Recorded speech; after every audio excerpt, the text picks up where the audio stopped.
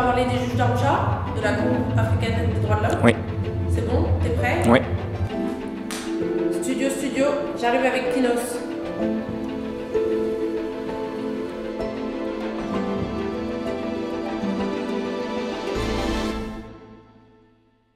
La Cour africaine des droits de l'homme et des peuples va-t-elle trop loin dans sa mission? Deux nouveaux États membres du protocole fondateur de cette juridiction basée à Arusha en Tanzanie semblent en tout cas s'interroger. La Côte d'Ivoire et le Bénin, deux pays concernés par des récentes décisions de la Cour, ont manifesté leur intention de ne pas y donner une suite favorable. La Cour ordonne en effet à la Côte d'Ivoire de suspendre un mandat d'arrêt lancé contre l'ex-premier ministre Guillaume Soro, président de l'Assemblée nationale du pays.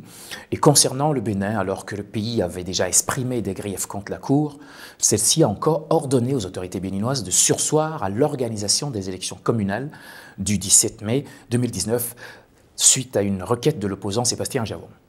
Mais le Bénin a ignoré cet arrêt rendu par la Cour d'Arusha en organisant les élections. Et comme si cela ne suffisait pas, la même Cour ordonne également au Bénin d'annuler la révision constitutionnelle engagée depuis le 1er novembre 2019. Une fois encore, le pouvoir de Patrice Talon dénonce l'hypocrisie des juges et les accuse de s'immixer dans la souveraineté du pays, alors que le Bénin s'est retiré en avril dernier du protocole additionnel permettant une saisine individuelle de la Cour, donc ce qui veut dire que les citoyens béninois ne pourront plus saisir individuellement la Cour africaine des droits de l'homme. Acte qui sonne désormais la fin de la récréation des juges d'Arusha qui s'immiscent dans les affaires internes des États, même si les citoyens béninois et autres voix importantes du pays du vaudou ne pourront plus effectivement saisir la Cour, en tout cas individuellement. Sans être l'avocat d'un camp, je me permets ici de suggérer à toutes les tendances la modération et le sens de responsabilité, car le peuple se perd finalement dans tout ce imbroglio juridique. Sous d'autres cieux, la Cour africaine des droits de l'homme et des peuples s'opposerait-elle aux différentes réformes du régime de la rupture? Ce qui fonde le droit, dit-on, c'est le bien-être intégral des peuples. En l'espèce, sommes-nous en droit d'affirmer que la Cour africaine des droits de l'homme ignore les enjeux des développements auxquels le Bénin fait face actuellement? Ou alors la Cour serait-elle trop aveugle dans la reconnaissance des réformes initiées par le pouvoir de Patrice Talon depuis 2016? Toute question, pendant que les institutions de la République fonctionnent normalement, quel serait l'impact des arrêts rendus par la Cour d'Arusha? Pour répondre à cette question, il serait plus rationnel de questionner les dispositions juridiques qui fondent la Constitution du Bénin.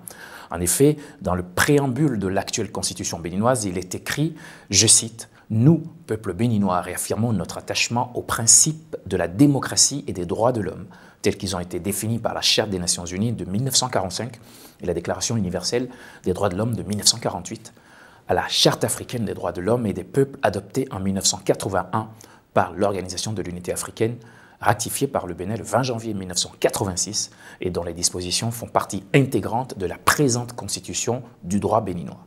Ces lignes inscrites dans la loi fondamentale du pays nous indiquent, sans risque de nous tromper, que le Bénin a bel et bien l'obligation juridique de se conformer aux arrêts rendus par la Cour africaine des droits de l'homme et des peuples.